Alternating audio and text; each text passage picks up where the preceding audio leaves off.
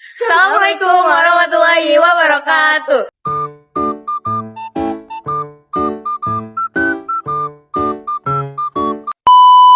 Halo guys, jadi pada hari ini kita akan podcast tentang Alat pembayaran tunai. Nah, kita udah ada narasumber yang sangat lucu, keren, dan imut yang akan kita undang ke sini. Ayo dong, datang sini, masuk. Aduh, malu banget.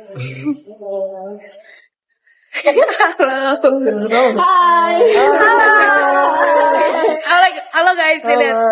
Jadi yang pertama ini ada Kak Aliana Zara, ada Salsabila, lalu ada Kak Azahra Tania Diansyah, Lalu terakhir ada Rahil Almadina Ginanti Ojay. Saya hai dulu dong, guys. Hai.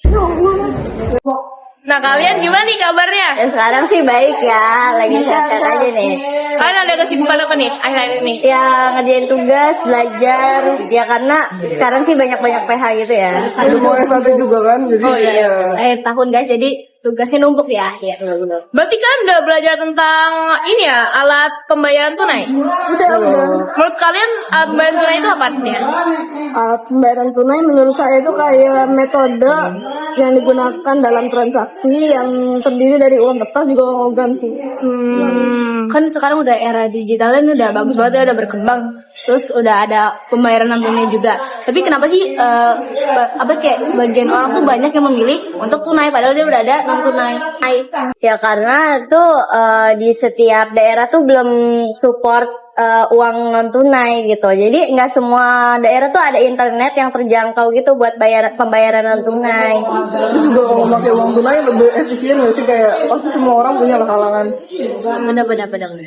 Tapi menurut kalian ya, situasi apa yang pembayaran tunai itu lebih efektif dibandingkan pembayaran non tunai? Kalau menurut saya, kalau misalnya pembayaran tunai itu lebih efektif di daerah-daerah yang terpencil, internetnya itu belum support. Belum sedikit-sedikit ya. Jadi menurut kalian tuh berarti peran uang tunai dalam mendukung aktivitas ekonomi di daerah yang kurang terjangkau dari jaringan digital tuh gimana perannya? Menurut saya itu penting banget ya, maksudnya uang itu kayak alat tukar tambah untuk membeli sesuatu. Terus bahkan ada juga di daerah di Indonesia ya, atau biasanya kita sering bilang di daerah-daerah timur yang bahkan uang tunai itu belum rata pembagiannya. Jadi masih ada yang nuker-nukernya pakai barter, barang ketemu barang gitu. Terus menurut kalian apa aja sih alasan masyarakat masih memilih menggunakan alat pembayaran tunai di tengah-tengah perkembangan sistem pembayaran digital? Karena kalau pembayaran tunai itu kan lebih efisien, itu juga nggak semua kalangan orang punya perangkat digital untuk pembayaran non tunai. Jadi ya lebih enak aja. Terus kalau menurut kalian gimana sih kelebihan dan kekurangan dari penggunaan uang tunai dibandingkan dengan non tunai? Kalau kekurangannya sih kadang tuh nggak ada kembalian kalau uangnya gede. Terus kalau misalkan uang tunai itu kan fisik, jadi dia tuh kayak cepet rusak. Terus robeknya juga cepet karena itu kan kertas kan. Suka cuci juga kan? Iya, suka cuci kan. Iya, biasanya kalau misalkan kayak gitu untung banget sih, tiba-tiba di kantong. Terus kalau kelebihannya itu sebagai transaksi yang dianggap sah, soalnya di luar sana tuh banyak beredarnya uang palsu. Oh iya benar. Ini orang-orang ada kerjaan banget ya bikin uang palsu. Iya. Terus menurut kalian nih dalam apa peran Bank Indonesia dalam menjaga ketersediaan dan kualitas uang tunai sebagai alat pembayaran?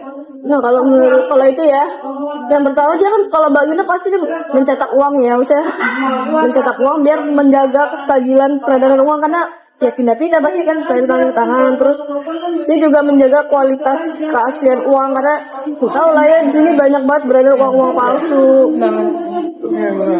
Masih. Tapi berarti masih banyak ya, maksudnya orang-orang yang masih nggak punya uang tunai untuk bayar gitu. Makanya sampai mereka buat apa namanya? Uang palsu. Tapi itu juga kayak karena emang pengen cepet kayak aja sih. Iya, pengen banyak uang ya. Benar-benar. Merugikan banget sih. Terus kalau menurut kalian nih, bagaimana dampaknya jika masyarakat sepenuhnya berhenti menggunakan uang tunai dalam kehidupan sehari-hari? Jadi di kayak misalnya mungkin kayak diganti jadi uang non tunai gitu. Bayarnya semuanya digital. Banyak yang kan jadi pasti kan dari tadi banyak daerah-daerah yang gak terjangkau. Atau Kayak orang-orang yang kurang mampu. kadang orang nggak punya aplikasi digital gitu. Soalnya sekarang maksudnya masih banyak nggak sih orang yang HP-nya masih belum bagus gitu, maksudnya masih Jaringannya juga belum rata kan. Iya, semua daerah jaringan di Indonesia. masih ada yang susah gitu dapet jaringan. Kan juga kalau ada transaksi sama uang kayaknya kita nggak bisa mempertahankan keaslian uang kita nggak sih? Devisa. Iya, benar-benar. Benar-benar. Kalau menurut keamanan nih, keamanan di negara kita, gimana sih resiko menggunakan uang tunai dibandingkan sama yang metode pembayaran yang non tunai? Kalau menurut saya ya resikonya yang pertama tadi kan apa uang tunai kan lebih besar peluang orang-orang buat mencuri. Terus banyak juga yang malsuin uang atau bahkan kadang ya kalau misalnya kita transaksi uangnya misalnya kita beli makanan cuma berapa ribu, uangnya 100.000 kan susah kembaliannya, jadi repot gitu maksudnya. Tapi kalau kalian sendiri lebih suka apa namanya non tunai atau tunai? Tergantung sih. Tergantung kondisi. Tergantung. Saya lebih suka tunai sih karena lebih tahu lah pengeluarannya. Iya, soalnya kalau non tunai itu kadang kita asal bayar terus kita nggak tahu itu harganya berapa, kita kayak bayar aja gitu. Itu udah kosong. Kalau non tunai juga ada pajaknya tahu. Kalau Iya, yang kadang dari ada tadi pajak ya. lebih lagi. Beberapa aplikasi ada yang pajak ya, tapi ada juga yang enggak. Benar. Oke, cukup guys. Jadi itu apa namanya? Pembahasan podcast kita tentang Alat pembayaran tunai. terima kasih ya Untuk kalian semua sudah menjawab pertanyaan-pertanyaan kita. Sekian dari kami. Mohon maaf. Wassalamualaikum warahmatullahi wabarakatuh. Dadah. Bye, see you.